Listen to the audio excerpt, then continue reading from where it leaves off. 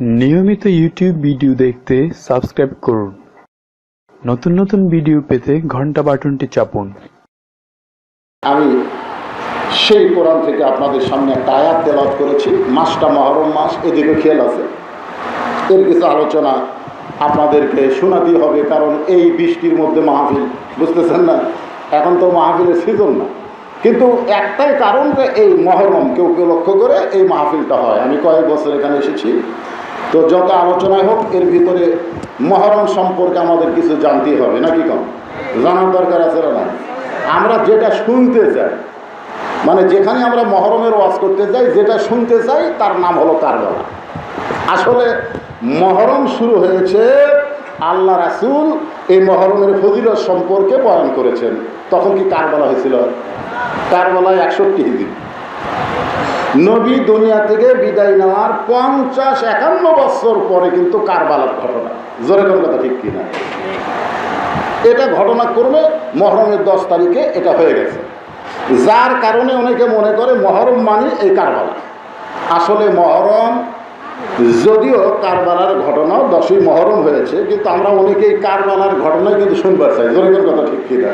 কারণ আমি এর আগে আপনাদের বলেছি, 10ই মহরমে যত ঘটনা ঘটেছে প্রত্যেকটা ঘটনাই হলো সুখের ঘটনা, শান্তির কথা। সুবহানাল্লাহ বলে। দেখেন, নূহ নবীর নৌকা 10ই মহরম যদি পর্বতে ভেঙে গেল, একটা খুশির খবর। এই 10ই মহরম ইউনূস আলাইহিস সালাম মাছের পেট থেকে বের হলো, খুশির কথা না? এই 10ই মহরম ইব্রাহিম আলাইহিস সালাম 40 দিন আগুনের চুলার মধ্যে থাকার পরে তিনি বের হলেন। এই 10ই মহরম মুসা আলাইহিস সালাম নীল নদী রাস্তা হিসেবে পাড়ি দিয়ে ওপারে চলে গেলেন। আপনি 10ই মহরম যত ঘটনা বলবেন প্রত্যেকটা ঘটনাই হলো আনন্দের ঘটনা। তাহলে নবী যখন 10ই মহরমে রোজা রাখার কথা বলেছেন, যে ইহুদিরা একদিন করে, তোমরা 2 দিন করো, মানে ইহুদি খ্রিস্টানের সাথে আমাদের মিল করা যাবে না, তাহলে কি করো? 2 দিন করো। তখন কি কারবালা হয়েছিল? যেরকম হয়েছিল। তাহলে নবী যখন ছিলেন, 10ই মহরমের যত ঘটনা প্রত্যেকটি ঘটনা হলো আনন্দের, যার কারণে রোজা রাখার কথা বলেছেন। যেরকম সুবহানাল্লাহ। কিন্তু নবী বিদায়ের 50 বছর পর 10ই মহরম যে কারবালা হলো, এই কারবালা আরবি শব্দ। এটা মূলত কি? মূলত শব্দটা ছিল কারিবুল বালা। খুব খেয়াল করবেন, মূলত এই শব্দ কি ছিল? কারিবুল বালা। কারিব মানে নিকটে, বালা মানে বিপদ, বিপদ অতি নিকটে। আপনারা বলেন তো, আমাদের বিপদ কোথায়? দূরে না কাছে? আমরা সেই 10ই মহরমের হোসাইনের কারবালা দিয়া বর্তমান বাংলাদেশের কিছু কারবালার কিছু, আবার আর এক কিতাবে আমি দেখলাম, কার মানে জায়গা, বালা মানে বিপদ, বিপদের জায়গা। আর এক জায়গায় বলা হয়েছে কার মানে কি? জায়গা, কার মানে স্থান, আর বালা মানে বিপদের স্থান। আমাদের বাংলাদেশে বিপদের জায়গা আছে না নাই? কোন জায়গা বিপদ? শান্তি বাংলাদেশ, বাংলাদেশের কোনো জায়গায় বিপদ নেই। আমি আলোচনা করি। এখন আসেন, হোসেন রাদিয়াল্লাহ মুসলমান, এ ব্যাপারে কারো সন্দেহ? ইয়াজিদ মুসলমান। আমাকে একজন বলছে, হুজুর ইয়াজিদকে আপনি কাফের বলতে পারবেন না, ইয়াজিদ মুসলমান ছিল। আমি কইলাম, ভাইজান তোমার ছেলে মেয়ে কয়টা? কই আমার এক ছেলে এক মেয়ে। তো তোমার ছেলের নাম ইয়াজিদ রাখো। না হুজুর, ইয়াজিদ রাখা যাবে না। আমি বললাম, গোটা বাংলাদেশ খুঁজে আমি দেখলাম না ইয়াজিদ নামের একটা হিন্দু মানুষের নাম আছে। আমাদের এলাকার আকাশ, আর একটা ছেলে হয়েছে হিন্দু।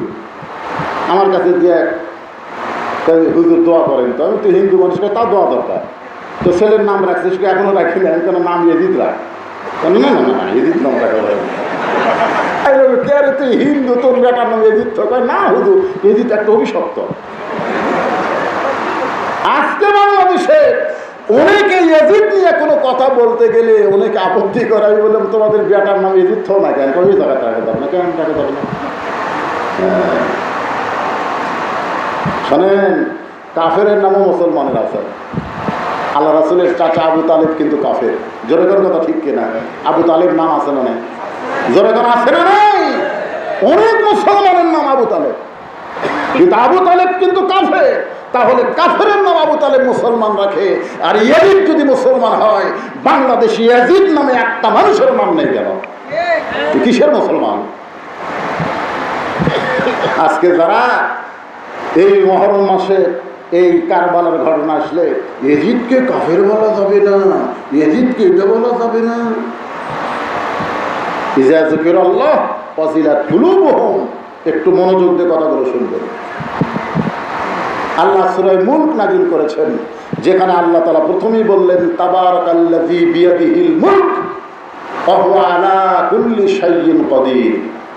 গোটা পৃথিবীর রাজত্ব, কর্তৃত্ব, মালিকানা একমাত্র কার হাতে? আরো জোরে বলেন, কার হাতে?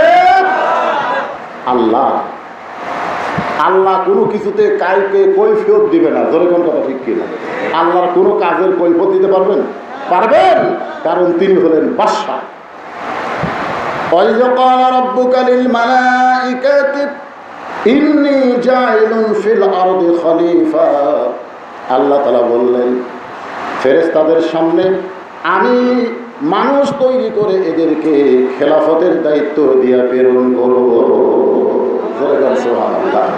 এই জন্য খেলাফত আর মুলকিয়াত, মুলকিয়াতের মালিক স্বয়ংকে। আর জোরে বলেন, স্বয়ংকে। যারা হজ করেছেন, এখানে হাজী সাহেব আপনি তো করছেন হজ, যারা হজ করেছেন, আমি আশ্চর্য হয়ে গেলাম।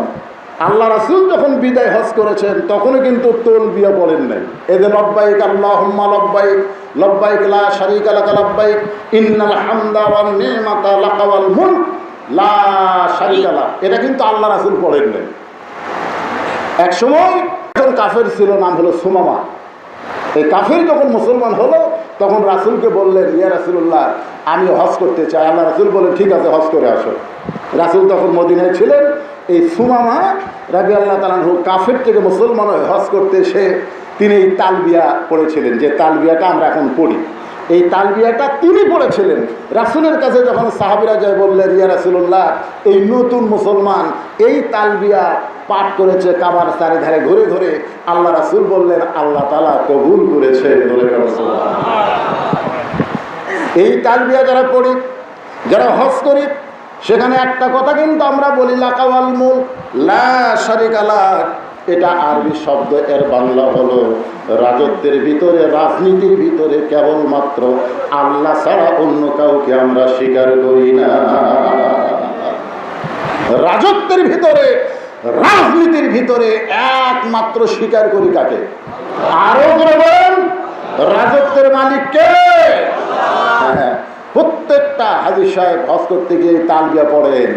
আমি বলি, আপনি হজ করার আগে কোন দল করেছেন, কার দল করেছেন সেটা ভিন্ন কথা, কিন্তু হজ করার পরে আপনার হজটা যদি আল্লাহ কবুল করে, তাহলে আপনি কোনো মানুষের দল করতে পারবেন না, কেবলমাত্র দল করতে হবে আল্লাহ। একটু খেয়াল করেন, আল্লাহর দল যারা করে তারা খেলাফত প্রতিষ্ঠা করবে, আর যারা আল্লাহর দল করে না তারা মুলকিয়াত প্রতিষ্ঠা করবে। যখন ৭২ জন লোক নিয়ে হোসেন রাদিয়াল্লাহু কারবালা প্রান্তরে, তখন গভীর রাত্রে 2 জন সাহাবী হোসেনের কাছে এসেছিলেন। একজনের নাম হলো আব্দুল্লাহ ইবনে মাসউদ। জোরের নাম কি?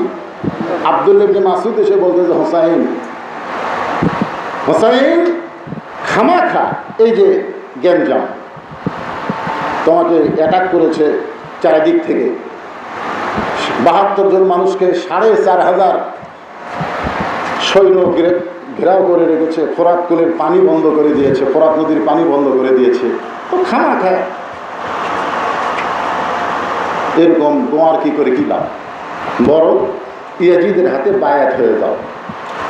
আব্দুল্লাহ ইবনে মাসউদ রাদিয়াল্লাহু যখন এই কথা বললেন, হোসেন রাদিয়াল্লাহু তখন বললেন যে আমি বায়াত হওয়ার পূর্বে 2টা জিনিস চিন্তা করেছি। 1 নম্বর হলো যারা খলিফা তাদেরকে কৈফিয়ত দিতে হয়, আর যারা মুলকিয়াত রাজত্ব চালায় তাদের কোনো কৈফিয়ত নেই। যেরকম আমাদের বাংলাদেশে রাজত্ব চলতেছে, কৈফিয়ত দিবে না। জোরে করে যা হয়ে যায়, কারোর কাছে কোনো কৈফিয়ত দেওয়া লাগবে? কথা কর না কেন, দেওয়া লাগবে? লাগবে না। কিন্তু খলিফা হলে কৈফিয়ত দেওয়া লাগবে। হোসেন রাদিয়াল্লাহু বললেন, আমার মনে আছে মসজিদে নববী খলিফাতুল মুসলিমিন হযরত ওমর জুমার দিনে যখন খুতবা দিচ্ছেন, হুসাইন রাদিয়াল্লাহু বলেন আমি তার মুসল্লি ছিলাম সামনে বসা। এমন সময় একজন মুসল্লি সাহাবী মাঝখান থেকে দাঁড়িয়ে বলেন, ইয়া আমিরাল মুমিনিন খলিফাতুল মুসলিমিন হযরত ওমর, আপনার খুতবা শোনা জায়েজ নাই, আপনার খুতবা শোনা জায়েজ নাই। খলিফা কাক করে।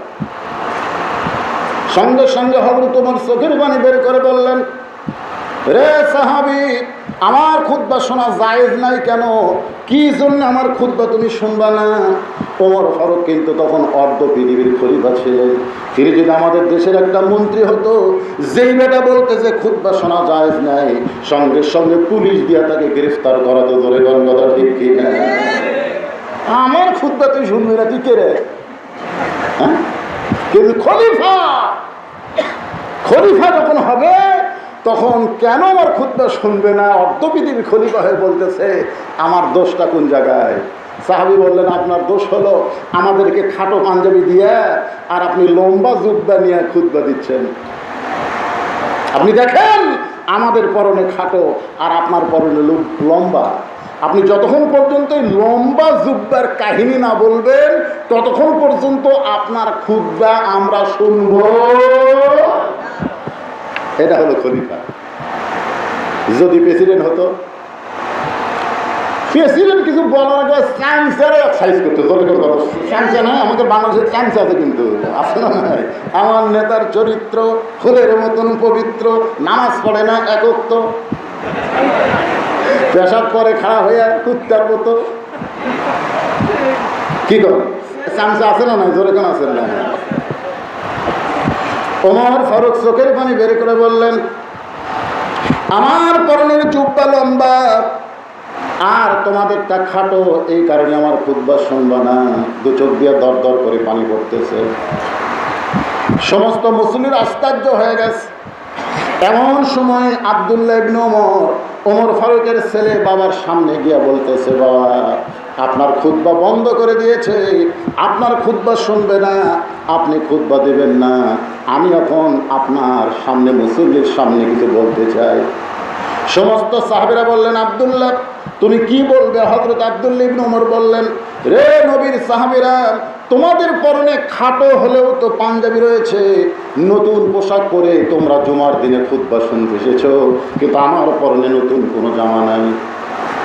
সাহাবেরা বললেন, আব্দুল্লাহ বাইতুল মাল থেকে তোমাকে কি নতুন জামা দেওয়া হয় নাই?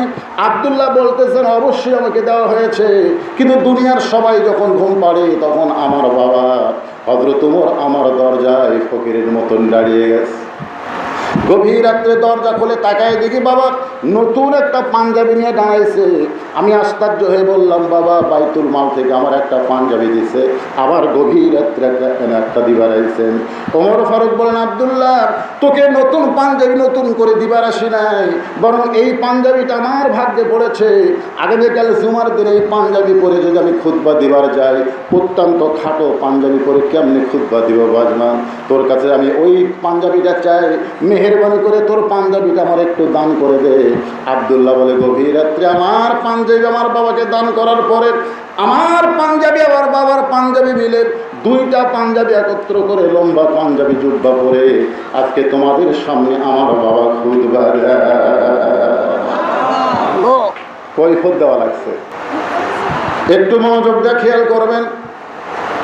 মুহররমের সেই করুণ ঘটনা মুসলমান ঘটে গেছে। যারা ইয়াজিদের সৈন্য তারাও মুসলমান। কারবালার প্রান্তরে যাদেরকে অ্যাটাক করলো নবীর নাতি সহ তারাও কিন্তু মুসলমান। ঠিক কিনা বলেন? মুসলমান না? আপনারা কি মনে করেন মুসলমান না? এখন আপনারা বলেন যে হুসাইন মুসলমান, ইয়াজিদও মুসলমান, এই দুই মুসলমানের মধ্যে তফাৎ কি? আজকে আমাদের বাংলাদেশে কোন ধরনের মুসলমান বসবাস করতেছে? যে মুসলমান বলে সকাল থেকে সন্ধ্যা পর্যন্ত ঘুরি, আমার কোনো টেনশন নেই, রাত্রে আমি ঘুরি, আমার কোনো টেনশন নেই, আর কোনো টেনশনই নেই।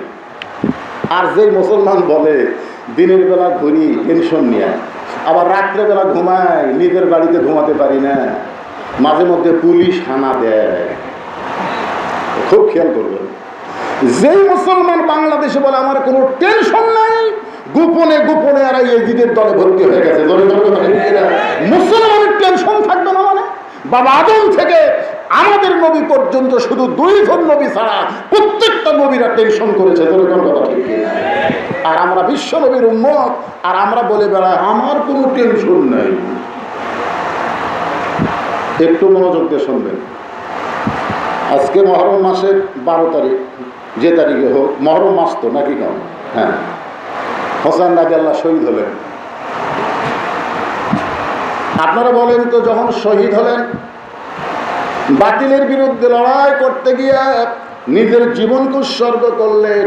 এটা যখন হোসেন রাদিয়াল্লাহু জন্মগ্রহণ করেছেন, উম্মে ফজল নবীর পুত্রী হোসেন রাদিয়াল্লাহকে আল্লাহ নবীর কাছে যখন নিয়ে যায়, আল্লাহ নবী হোসেন রাদিয়াল্লাহকে কোলে নেওয়ার পরে ছোট্ট বাচ্চা, গোস্তের টুকরার মতন ছোট্ট বাচ্চাকে নিয়ে আল্লাহ নবী আসমানের দিকে হাত তুলে দোয়া করলেন, আল্লাহ এই গোস্তের টুকরাকে তুমি কুরবানি হিসাবে কবুল করে নাও। কি দোয়া করলেন? কি হিসাবে? কথা কর না কেন? কি হিসাবে? কুরবানি হিসাবে কবুল করে নাও। আমরা কুরবানি করি না? ইন্না সালাতি ওয়া নুসুকি ওয়া মাহইয়ায়া ওয়া মামাতি লিল্লাহি রাব্বিল আলামিন। একটু মনোযোগ দিয়ে শুনবেন। দেহ থেকে মস্তককে বিচ্ছিন্ন করে নিয়ে যাওয়া হলো দামেস্কে। তখন ক্ষমতার চেয়ারে ইয়াজিদ বসা। একটু খেয়াল করবেন, খেলাফত আর মুলকিয়াত কারে কয়?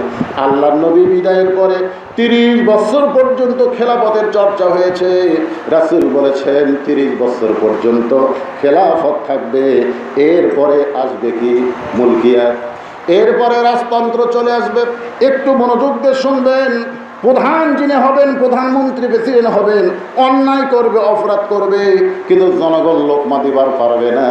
তখন কিন্তু আর খেলাফত থাকবে না, লোকমা দিবার পারবে না। আজকে মসজিদে ইমাম সাহেব যখন কোনো ভুল করে, সাথে সাথে মুসল্লিরা লোকমা দেয়। ধরে কারণ দেয় কি দেয় না? দেয় না? লোকমা দেয় না? লোকমা দেয়। ইমাম সাহেব কি করে? আমি দাওরা পাস, টাইটেল পাস, এতদিন 4 রাকাত আসর পড়াছি, আজকে 3 রাকাত বসেছি, লোকমাকে দিল রে। আপনারা বলেন তো, এ কথা যদি ইমাম বলে আর ইমামতি থাকবে? কথা কর না কেন? থাকবে। তাহলে মসজিদের মধ্যে যে শিক্ষাটা আমরা পেলাম, ইমাম মানে নেতা, নেতা ভুল করলে লোকমা দিয়াটাকে সংশোধন করা হয়। এই শিক্ষাটাই সমাজের যারা চেয়ারম্যান আছে, মেয়র আছে, কমিশনার আছে, তারা যদি ভুল করে, এভাবে লোকমা আমরা দিতে পারি না। কারণ আমাদের বাংলাদেশে খেলাফত নাই, মুলকিয়াত প্রতিষ্ঠা হয়ে গেছে।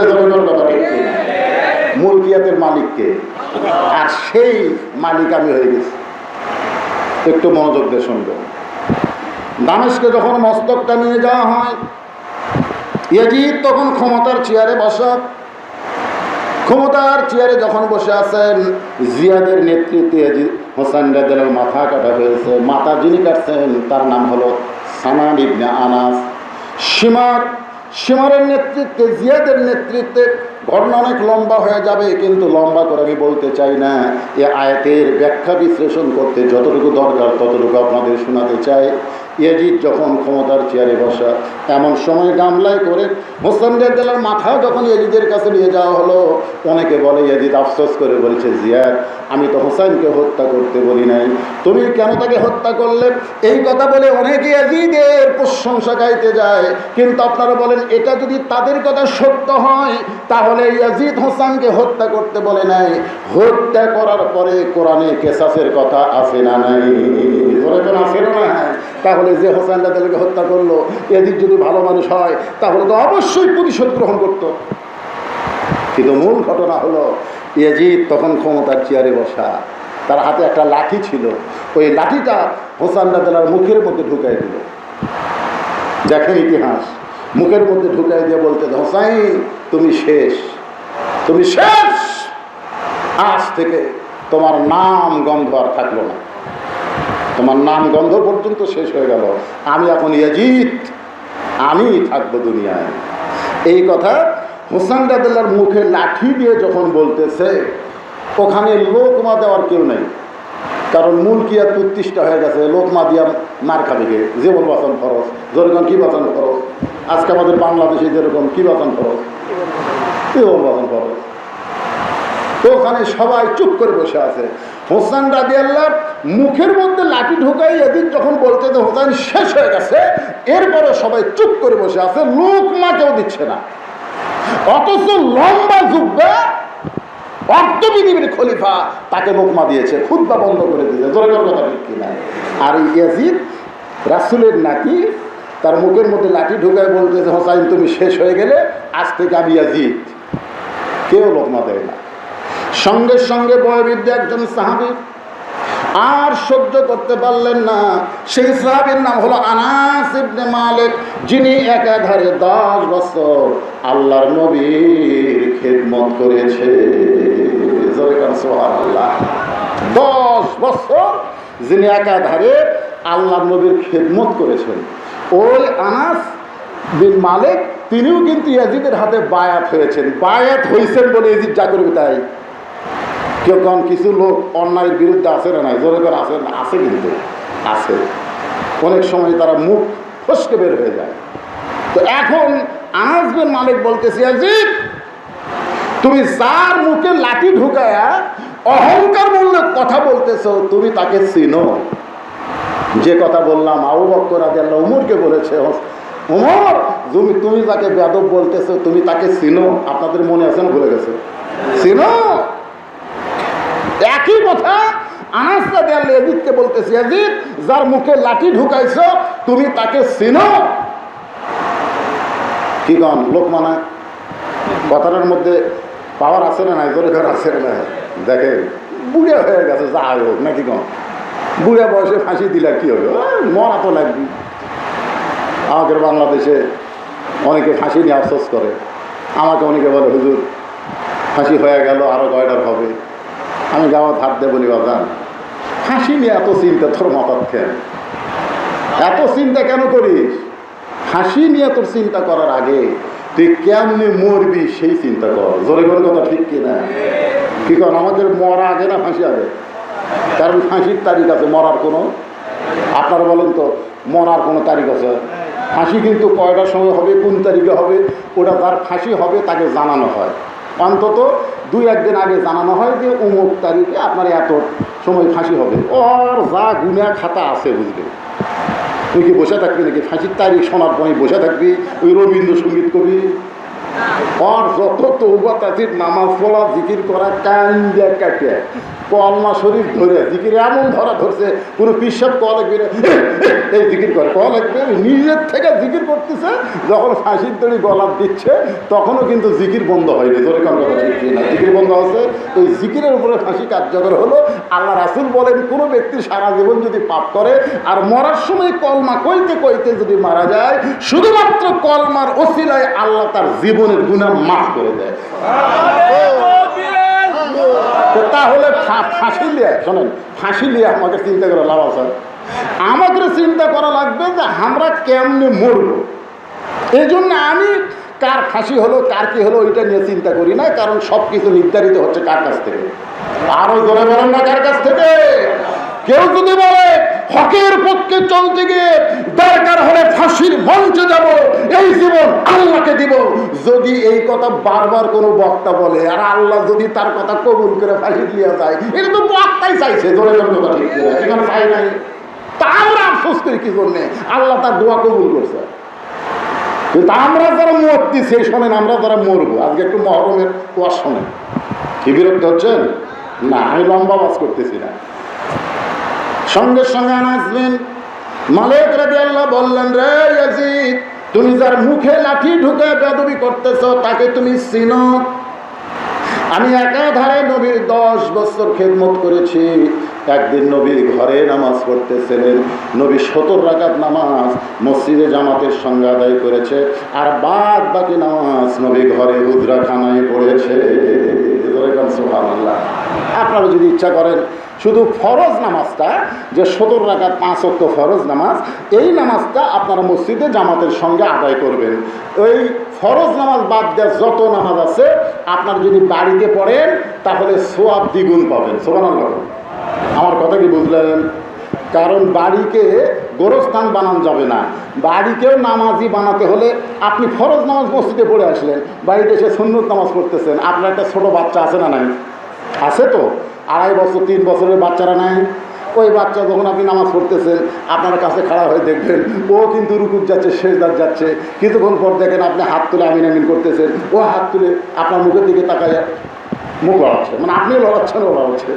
তাকায় আল্লাহ ই তো কিছু বোঝে না, কিছু কয় না, খালি মুখ লড়ায়। আর বাপ যা করে ওইটাই করে। আল্লাহ কয় বেটার জন্য বাপের নামাজ কবুল হয়ে গেল। এই জন্যে আপনারা সুন্নত নফল নামাজ এগুলো বাড়িতে পড়বেন।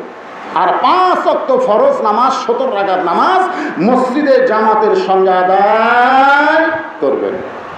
আল্লাহ নবী আনাস রাদিয়াল্লাহু বলতেছেন, যখন ঘরে নামাজ আদায় করতেছে, নবী রুকুত থেকে যখন সেজদায় চলে গেছে, এমন সময় দেখি তুমি যার মুখের মধ্যে লাঠি ঢুকাইয়া তিরস্কার করতেছ, ওই হোসেন কুত থেকে দৌড়ে এসে আল্লাহ নবীর পিঠের উপরে লাফ দিয়ে চড়ে বলতেছে, চল ঘোড়া চল, চল ঘোড়া চল, চল ঘোড়া চল। আনাস বলতেছে, আমি অত্যন্ত কষ্ট পেলাম। নবী আছে নামাজের সেজদায়, আর ছোট্ট বাচ্চা না বোঝার কারণে নবীর পিঠে চড়ে চল ঘোড়া চল ঘোড়া বলতেছে। নবীর পিঠ থেকে আমি হোসাইনকে নামানোর জন্যে যখন কাছে গেলাম, আল্লাহ নবীর সেজদায়রত অবস্থায় তার বাম হাতখানা আমাকে এভাবে বললেন, আমাকে নিষেধ করলেন, তার পিঠ থেকে নামাতে নিষেধ করলেন। আমি আশ্চর্য হয়ে গেলাম। কিছুক্ষণ পরে হোসাইন নিজেই বলতেছে যে এই ঘোড়া চলে না, এই ঘোড়ার পিঠে আর আমি থাকবো না। এই বলে ছোট্ট হোসাইন যখন ঘর থেকে বের হয়ে যায়, কিছুক্ষণ পর আল্লাহ নবী নামাজ শেষ করে যখন সালাম ফিরাইলে, আমি আনাস বললাম, ইয়া রাসূলুল্লাহ, হোসাইন আপনার পিঠে চড়ে চল ঘোড়া বলল। আমি হোসাইনকে পিঠ থেকে নামাতে চাইলাম, আপনি নামাজ পড়া অবস্থায় নিষেধ করলেন। আবার হোসাইন যখন বলে ঘর থেকে বের হয়ে গেল, আপনি নামাজ থেকে শেষ করে বলেন তো, ইয়া রাসূলুল্লাহ, আপনি আমার নিষেধ করলেন কেন? আল্লাহ নবী বলে, আনাস তুমি দেখতে পাও নাই, কিন্তু আল্লাহ পাক আমাকে দেখাইছে। এই জন্যে আল্লাহ রাসূল বলেছেন, আনতা আবুদুল্লাহ কান্নাকা তারাহু ফাইন লাম তাকুন তারাহু ফাইন্নাহু ইয়ারাকা। যখন কোনো বান্দা আল্লাহর ইবাদতের মধ্যে শামিল হয়ে যায়, ইবাদতের মালিক আল্লাহকে দেখতে পায়। যদি আল্লাহ দেখা সম্ভব না হয়, আল্লাহ তাকে দেখতেছে, এই মহব্বত আসে তার কলিজায়। সুবহানাল্লাহ ধরে যাও। আজকে আমরা নামাজ পড়ি, যার কারণে as-salatu মেরাজুল মুমিনিন, এই হাদিসটা আমাদের শানে। কি কন আল্লাহ রাসূল কি বলেছেন? নামাজ হচ্ছে মুমিনদের কি মেরাজ। মেরাজ মানে কি? আজকে আমরা নামাজ পড়ি, কি করি? খালি ধরপর। দেখবেন বাংলাদেশের সবচাইতে মানুষ অধৈর্য হয় নামাজের ভিতরে, অথচ আল্লাহ বলেছেন, আস্তাইনু বিস-সাবরি ওয়াস-সালাহ। তোমরা যদি আমার কাছে চাও ধৈর্য, নামাজ নিয়ে চাও। জোরে জোরে কথা ঠিক কিনা? ধৈর্য আর নামাজ একসাথে আছে না? এই কথা কোন আছে না? নাই। নামাজের মধ্যে ধৈর্য আছে নাকি? ভুল করবে যদি 5 মিনিট আগে মসজিদে ঢোকে, মনে করেন 4:15 আসরের নামাজ হবে, ওই 5 মিনিট আগে মসজিদের মধ্যে ইচ্ছা করে ঢোকেনি, ভুলে ঢুকেছে। মানে প্রত্যেক দিন তো আকামত শুরু হলে ঢোকে, কিন্তু আজকে কি তালব পড়ে 5 মিনিট আগে ঢুকছে। মসজিদে ঢোকার পর থেকে ওর মধ্যে একটা রোগ ঢুকছে, খালি 1000 ঘড়ি দেখ। ওর পাশে একজনকে বলতেছে, ভাই কত? ভাই এখনো 3 মিনিট। আফসোস করে বলতেছে, আজ ঘড়ি লুটতেছে না রে। আল্লাহ বলেছেন, ফাওয়াইলুল লিল মুসাল্লিন আল্লাযীনা হুম আন সালাতিহিম সাহুন। ভাইজান, হাদিসে আছে বিস্তারিত, হুজুরি কলব ব্যতীত কঠিন কালেও নামাজ তোমার হবে না। তবে কেন গাও জোয়ারি, মানুষকে দেখাও নামাজ পড়ি, ও তোমার সিদ্ধ বীজে সুফসল ফলে না। আজও কেন আল্লাহর নামাজ ধরতে পারলা না? আল্লাহ কয় নামাজের জোরে ফায়সাকাত যাবে দূরে, পাক কোরআনে রয়াছে ঘোষণা। এখন আকাম কুকাম নামাজ রোজা একসাথে বান্ধিয়া বোঝা, জাহান্নামে দিয়া সরাওয়ানা। আজও কেন আল্লাহর নামাজ ধরতে পারলা না? নামাজ যদি কেউ ধরে, ইন্নাস সালাতা তানহা আনিল ফাহশাই ওয়াল মুনকার, সমস্ত পাপাচার সমস্ত খারাপি থেকে র্যাব লাগবে না, পুলিশ লাগবে না, একমাত্র নামাজে পড়ে তাকে হেফাজত করতে ধরে করতে হবে। আমি রংপুরের পীরগঞ্জে দিনের বেলা ওয়াজ করতেছি। ইতিমধ্যে আমরা যখন লোকজন জড়ো করে নিই, এখন একটা সিস্টেম কি হচ্ছে যে প্রত্যেকটা নেতারা তো ভোট ছাড়া এমপি হচ্ছে, জোরে কোন কথা ঠিক কিনা, এত ভোটে এমপি হয়নি তো এমনি হবে, বগুড়ার কথা বাদ দিলাম। তো এখন ব্যাপার হলো, এরা তো যখন ভাষণ দিবে লোক পায় না, এরা লোক পায় না, তো আবার এখন কি বুদ্ধি করছে, বকটা যখন মজমা ধুমে ফেলে দিই, বুঝলেন, ওরা খালি সাইডে এসে পোঁত পেতে থাকে, যে বকটা মজমা জমাছে ইতিমধ্যে নেতা আসে হাজির। আজকে সভাপতি সাহেব কাঁপতে কাঁপতে, বুঝতেছেন না, এখনকার নেতারা তো সন্ত্রাস, নেতা দেখে সভাপতি। এখন সভাপতি বলতে তো হুজুর কিছু মনে করেন না, নেতা 10 মিনিট ভাষণ দিবে। আওয়াজ বন্ধ করে নেতাকে দেওয়া লাগলো।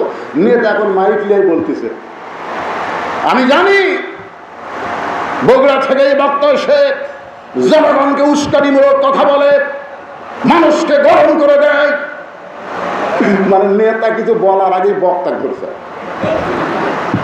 আজকে আমি বক্তাকে বলবো, কোনো আজ নয়, আমাদের বর্তমান সরকার মাদক মুক্ত সমাজ, বাল্য বিবাহ বন্ধ, ভাষণ দিচ্ছে। আমাদের বর্তমান সরকার মাদক মুক্ত সমাজ চায়, বাল্য বিবাহ বন্ধ করতে চায়। এই দুইটা বিষয়ে আমি বক্তাকে বলবো ওয়াজ করবে, অন্য কোনো ওয়াজের দরকার নেই।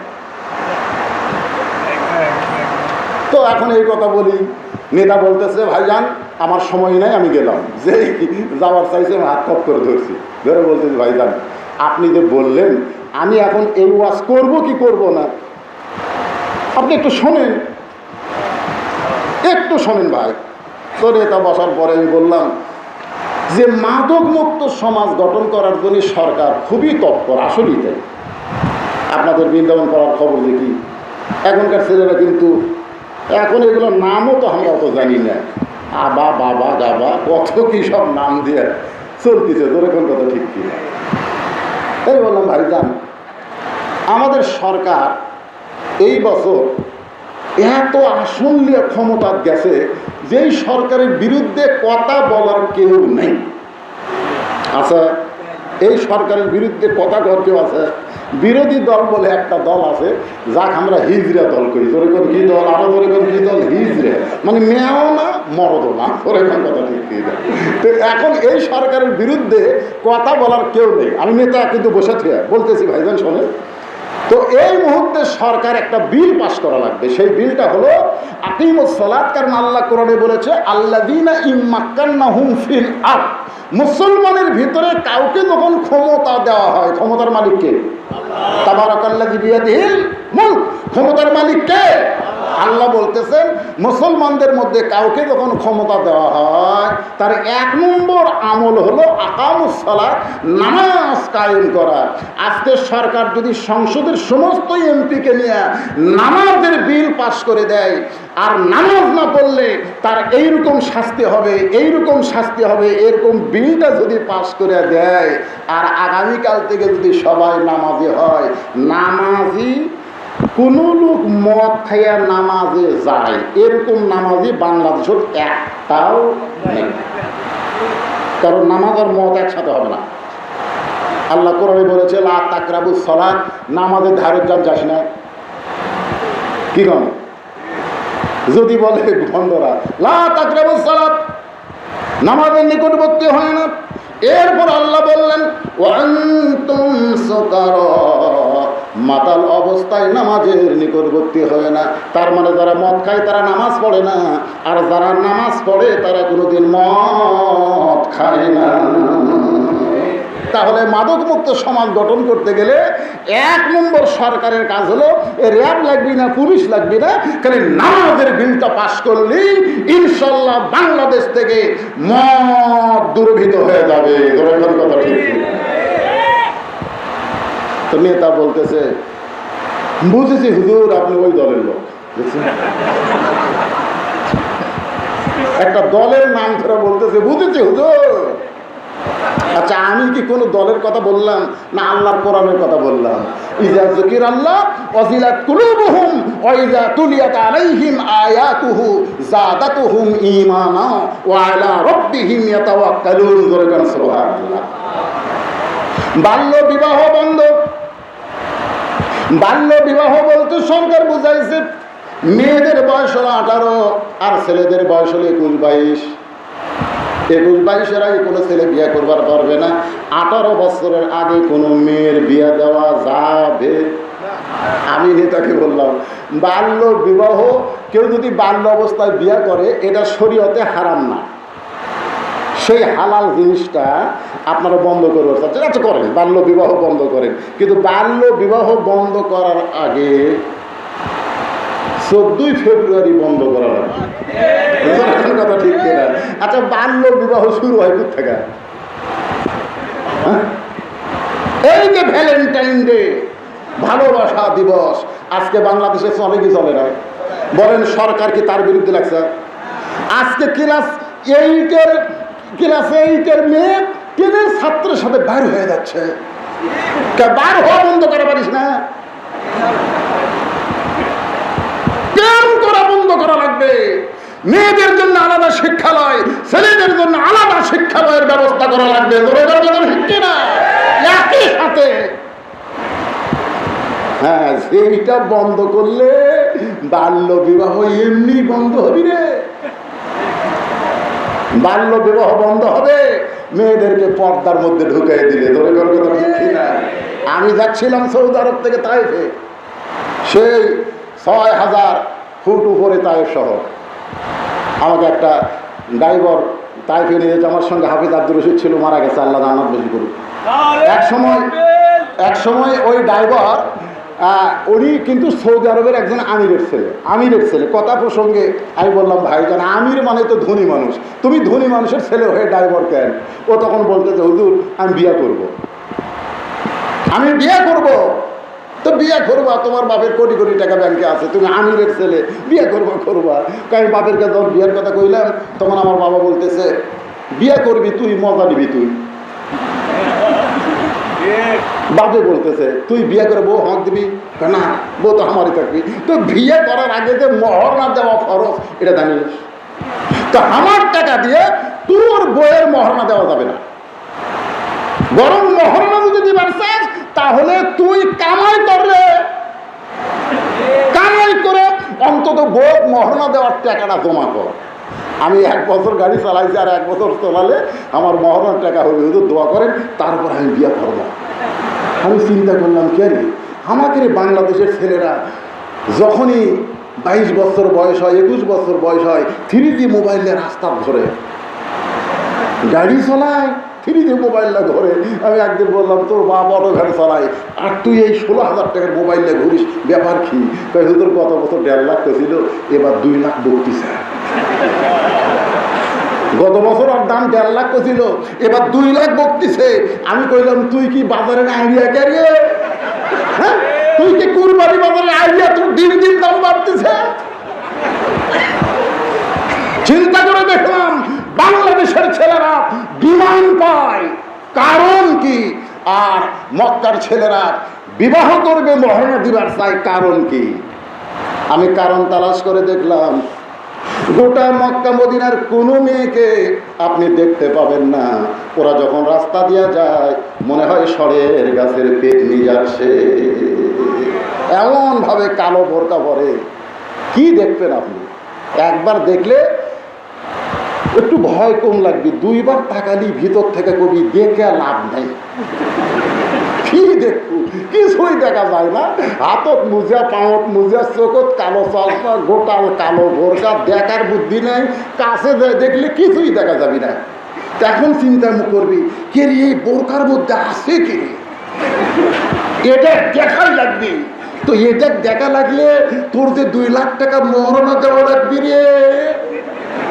খালি দেখতে গেলে 2 লাখ মহরণা লাগবে, এমনি কাজ করে। আর আমাদের গুলা দেখা লাগবি। তুই খালি দেখানোর জন্য সাইজ হয়ে আছে বলে না কথা ঠিক কিনা, আর হিল পরে কিল কিল কিল কিল করে ঘুরতেছে। আমার মায়ের একটা মহরমের ওয়াজ করবার যায়, আবার আমাকে ওয়াজ ধরলো কেন? মা আপনাদের দাম আছে, মা আপনাদের যে কত দাম আপনারা বুঝতে পারেন নাই। বাগান একটু খেয়াল করবেন, আমাদের বাংলাদেশের সরকার মেয়েদেরকে দাম দেওয়ার জন্য বহু কিছু তারা করতেছে। বলে মেয়েদেরকে শিক্ষা দাও, মেয়েদেরকে শিক্ষিত বানাও, মেয়েদের দাম বাড়বে। আসলে মেয়েদের শিক্ষিত বানাইলে মেয়েদের দাম বাড়ে না। আমি আপনাদের বোঝানোর জন্য বলতেছি, এর আগে আমি বলেছি, ঘরের মধ্যে যদি শুটকি মাছ থাকে কোনোদিন কিন্তু বিড়ালকে দাওয়াত দেওয়া লাগে না।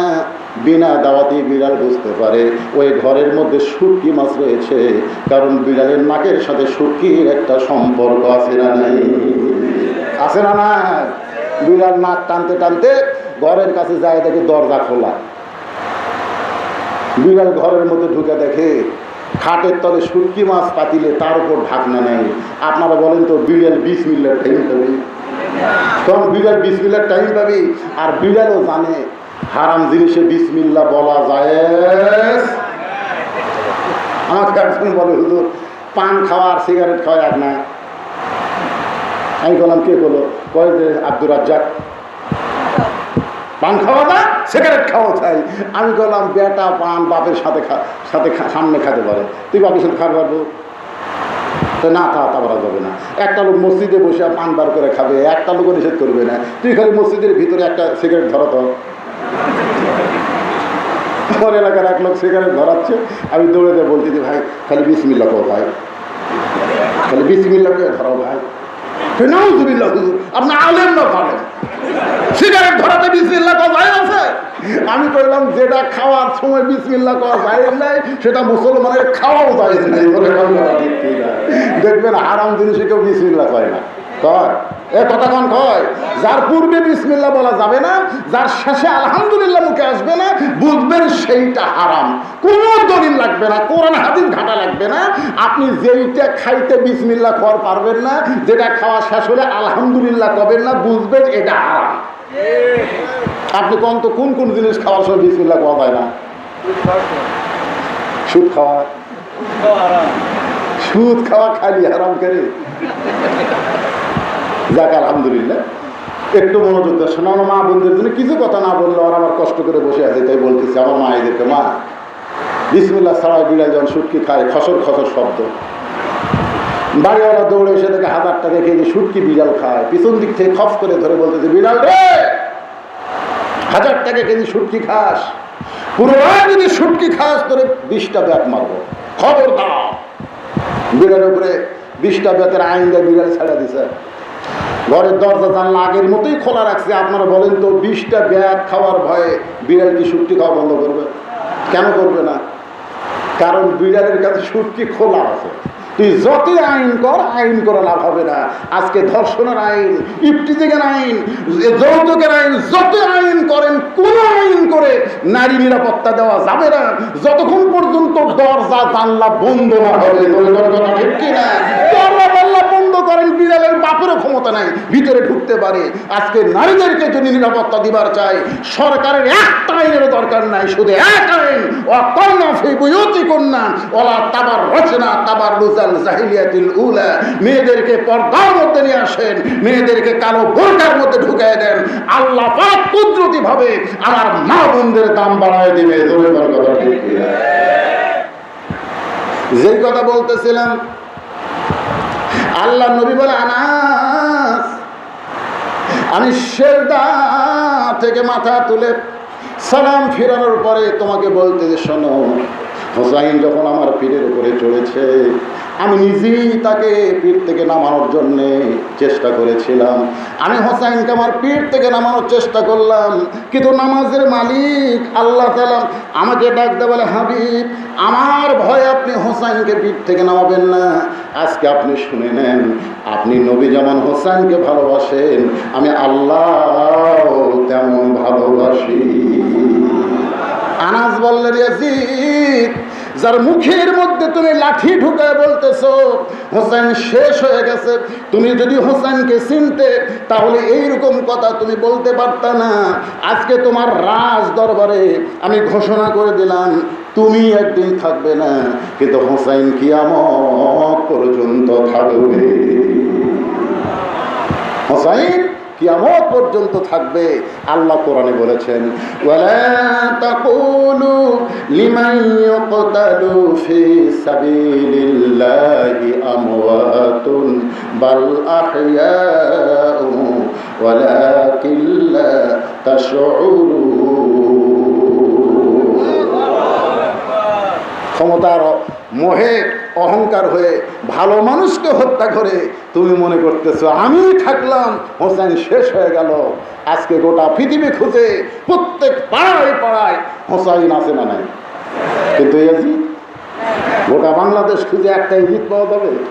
আজও বাংলার জমিনে ক্ষমতার অহংকারে যারা ভালো মানুষকে হত্যা করে মনে করতেছে তারা শেষ হয়ে গেল, তারা শেষ হয়ে গেল।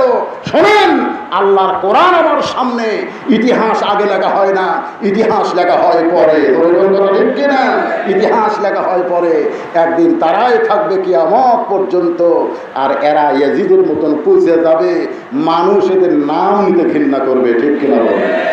এই কারবারের শিক্ষা আমাদের অন্তরে রাখতে হবে। আসুন এখন সেই কোরআনের আয়াতখানা আবার আপনাদের সামনে বলতেছি। ওয়াইজা তুলিয়াত আলাইহিম আয়াতুহু জাদাতুহুম ঈমানা ওয়া আলা রাব্বিহিম ইয়াতাওয়াক্কালুন। আপনারা কি বিরক্ত হচ্ছেন? একটু মনোযোগ দিয়ে শোনেন যে আল্লাহর কোরআন তেলাওয়াতের কারণে ঈমান বাড়ে না কমে? এখন এই তেলাওয়াত মানে কি? এই তেলাওয়াত বলতে গিয়ে আমি এতক্ষণ আপনাদের কাছে অনেক কিছু বললাম। এখানে তেলাওয়াত মানে আপনারা তিনটা জিনিস খেয়াল করবেন। যেরকম সাহাবেরা বললেন ঈমান কি, আল্লাহ রাসূলকে বললেন ঈমান কি। আল্লাহ রাসূল কিন্তু তিনটা কথা বলেছেন। যখন বলা হলো ঈমান কি, আল্লাহ রাসূল বললেন ইকরার বিল লিসান। খুব খেয়াল করবেন, ইকরার বিল লিসান, তাসদিক বিল জানান, আমল বিল আরকান। কয় কথা? তার কি বুঝলেন? ঈমান মানে কি লা ইলাহা ইল্লাল্লাহ। তাহলে এইটুকু বললি ঈমান? রাসূল বললেন ইকরার বিল লিসান, জবানে বলতে হবে। তাসদিক বিল জানান, কলিজার মধ্যে জায়গা দেওয়া লাগবে। আমল বিল আরকান, এটা আমলের মাধ্যমে প্রকাশ করতে হবে। এরই নাম হলো ঈমান। তাহলে তেলাওয়াত কি? এখানেও কয়টা অর্থ? তিনটা। শোনেন, আপনার তিনটা জিনিস খেয়াল করবেন যে তেলাওয়াতের কারণে আমাদের ঈমান বেড়ে যাবে। ঈমান এখন বাড়তিছে না কমতিছে? এই কথা কন না কেন? আজকে দেখেন আপনাদের কথা কি বলবো, আমরা যারা ইমাম, আমরা যারা হুজুর, তারাও কিন্তু আজকে কথা বলি ভয়ে ভয়ে ভয়ে ভয়ে কথা খায় না। সুদের বিরুদ্ধে ওয়াজ করতেছে। আমার ভাই বললো সুদ খাওয়া, তো হুজুর একদিন সুদের বিরুদ্ধে ওয়াজ করতেছে। মসজিদের যিনি কেশিয়ার উনি আবার সুদ খায়। কেবল বলছে যে সুদের 1 টাকা খালে মায়ের সাথে 42 বার জিনা করার গুনাহ হয়। যেই বলছে কেশিয়ার খেলে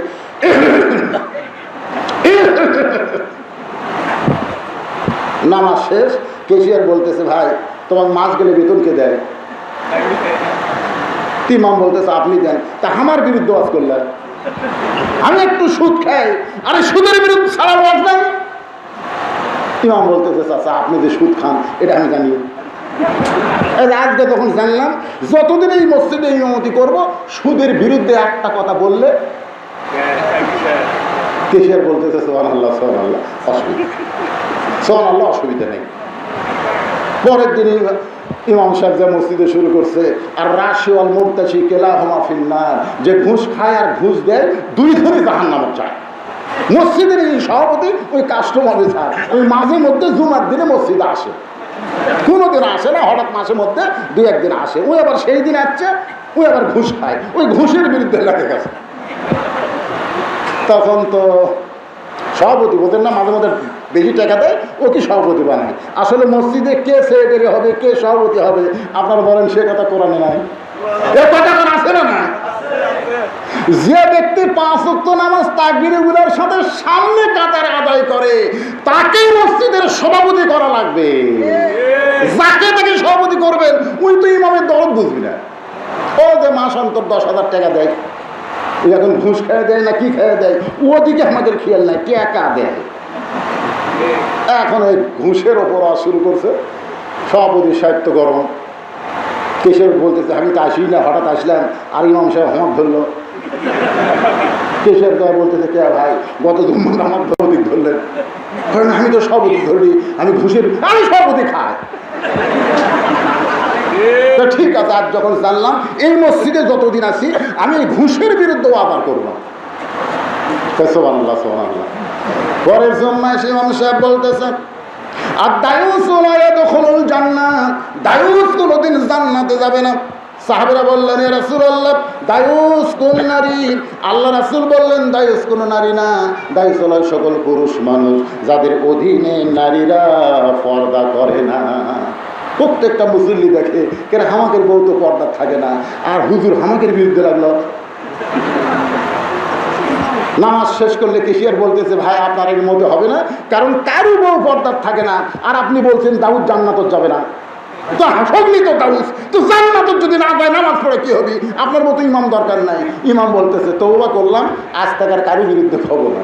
পরে জুম্মাত আসা পরে যা করো করো ভাই, নামাজ খালি পড়ো ভাই, যা করো করো ভাই, নামাজ খালি পড়ো ভাই। সমস্ত মুসল্লি বলতেছে এই ইমামের চাকরি খাওয়ার দরকার নাই।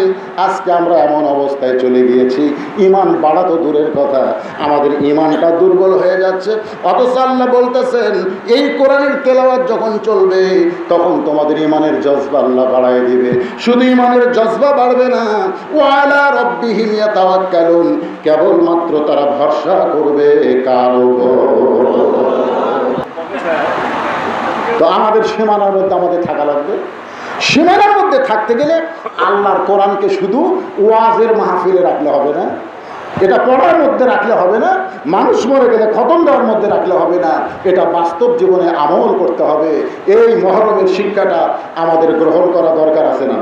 বেশি আলোচনা শোনার দরকার নাই, যতটুকু বললাম কোরআনের আয়াতের ব্যাখ্যা বিশ্লেষণ আপনাদের সামনে সুন্দরভাবে ফুটে তোলার একটা ব্যবস্থা করলাম। আল্লাহ পাক আমাদের সকলকে আমল করার তৌফিক দান করুক। সকলে আল্লাহুম্মা আমিন। যদি আল্লাহ হায়াতে রাখে, সুস্থ যখন থাকে আবার আপনাদের সামনে দেখা হবে, আবার আলোচনা করা হবে। আল্লাহুম্মা আসসালাম ওয়া মিনকাস সালাম তাবারাকতা ইয়া যাল জালালি ওয়াল ইকরাম। আয় আল্লাহ তাআলা মুহররম মাসে আল্লাহ তোমার হাজারো বান্দা বান্দীদেরকে সঙ্গে করে সেই মাগরিবের নামাজের পর থেকে এত রাত পর্যন্ত কোরআন হাদিসের আলোকে যতটুকু আলোচনা হয়েছে আল্লাহ মেহেরবানি করে যদি ত্রুটি হয় ভুল হয় মাফ করে যা হাদিয়া মঞ্জুর করো। সোনার মদিনায় নবী পাকের রওজা মুবারক আল্লাহ কবুল করে দিন। तमाम अंबिया किराम, আসহাবে কিরাম, তাবিঈন কিরাম, তাবা তাবিঈন কিরাম, तमाम পৃথিবীর মাটির নিচে যত মুমিন মুমিনা আছে আল্লাহ সকলের আরওয়াহ করে হাদিয়া কবুল করে। আয় আল্লাহ তাআলা এই বৃন্দাবন পাড়া গোরস্থানের যত মুর্দাশে আছে আল্লাহ সকলের কবরকে জান্নাতের টুকরা হিসাবে কবুল করে দিন। আল্লাহ আমরা যারা পেরেছি আমাদের জনম দুঃখী মা যাদের অন্ধকার কবরে চলে গেছে, ছোট্ট একটা শব্দ হলো মা, এই নামের মধ্যে যে কি মধু, যাদের মা নাই তারাই বুঝতে পারতেছে। বহুদিন আমার বউকে বলছিলাম ওয়াজ করে বাড়ি আসবো, তুমি চেতন থেকো, কিন্তু কোনোদিন দেখতে পাইলাম না। আমার যাবার অপেক্ষায় আমার বউটা চেতন আছে। আমার মা যে ঘরে ঘুমায় ওই ঘরের জানলার পাশে যখন হেঁটে যায় পায়ের জুতার শব্দে মা বলে বাজান আমি এখনো ঘুমাই না। মা দরজা খুলে দিলে মা জন্মের পা চেপে ধরে বলি মা কোনদিন কি তুমি মা বলে পাগল ছেলে ওয়াজ করে বাড়ি আসবি, এইটা জানার পরে মা কোনদিন ঘুমায় না। এই দরদের মা আজকে যাদের অন্ধকার কবরে চলে গেছে আল্লাহ তোমার দরবার আরজ করি আল্লাহ মেহেরবানি করে মায়ের কবরকে জান্নাতের টুকরা হিসাবে কবুল করে দিন। হে আল্লাহ তাআলা দরদের বাবা বাবার মতন আপন বন্ধু নাই রে দুনিয়ায় নিজে না খাইয়া বাবা সন্তানকে খায় বাবার মতন আপন বন্ধু নাই রে দুনিয়ায় এই দরদের বাবা যাদের কবরে গেছে আল্লাহ আমি সহ আমরা যারা বাবা হারাইছি মেহেরবানি করে আল্লাহ বাবার কবরকে জান্নাতের টুকরা বানিয়ে দিন আল্লাহ এই মহল্লার তোমার বান্দা বান্দিরা কষ্ট করে মেহনত করে টাকা পয়সা খরচ করে প্রতি বছর মহরম মাসে এই জান্নাতের বাগান লাগায় দেয় আল্লাহ এদের ভিতরে যারা কবরে চলে গেছে কবরকে জান্নাতের টুকরা বানায় দাও আল্লাহ যারা অসুস্থ বয়সের কারণে যুবকেরা যারা অসুস্থ অবস্থায় আছে দোয়া করে আল্লাহ তাদেরকে পুরোপুরি সুস্থ করে দাও আল্লাহ ঠিকভাবে যারা মাহফিলকে সুন্দর করে সাজাইছে সকাল থেকে বিকাল পর্যন্ত বৃষ্টি হচ্ছিল মনে হচ্ছিল মাহফিল মনে হয় আর হয় না তুমি রহম করে দয়া করে এত রাত পর্যন্ত আসমানকে ভালো রেখে সুন্দরভাবে মাহফিলের সমাপ্তি হলো আল্লাহ মেহেরবানি করে দয়া করে এই মহল্লার উপরে রহমত আর বরকতের দরজা খুলে দাও আয় আল্লাহ তাআলা এই মাহফিলকে কিয়ামত পর্যন্ত কবুল করে নাও আল্লাহ মাহফিল বহু বছর আগে শুরু হয়েছে এই শুরুতে যারা ছিল আজকে তারা নাই অনেকে কবরে চলে গেছে আল্লাহ মেহেরবানি করে মাহফিল ওসিলায় তাদের কবরকে জান্নাতের টুকরা কবুল করে দাও আল্লাহ তাআলা বিশেষ করে মুরব্বী মোজাম সহ অনেক যুবকেরা মুরব্বীরা কষ্ট করেছে মাহফিলের জন্য আল্লাহ মেহেরবানি করে তাদের সকলকে কবুল করে নাও আমার মা বোনেরা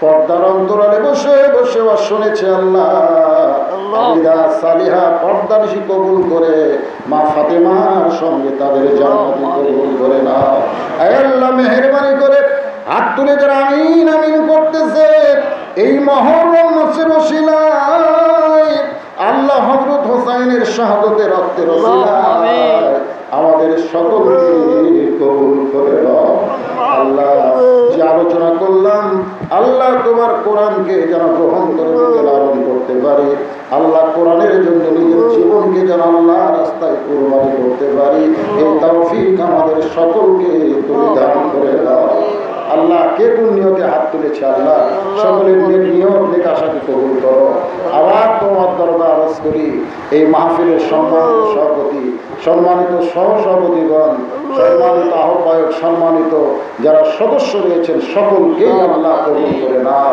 খাস করে এই মহল্লার উপরে রহমত বরকতের দরজা খুলে দাও সাল্লাল্লাহু তাআলা আলা খায়রি খালকিহি মুহাম্মাদি ওয়া আলা আলিহি ওয়া সাহবিহি আজমাইন ওয়ারহামনা মা'হুম বিরহমাতিকা ইয়া আরহামার রাহিমিন আসসালামু আলাইকুম ওয়া রাহমাতুল্লাহ।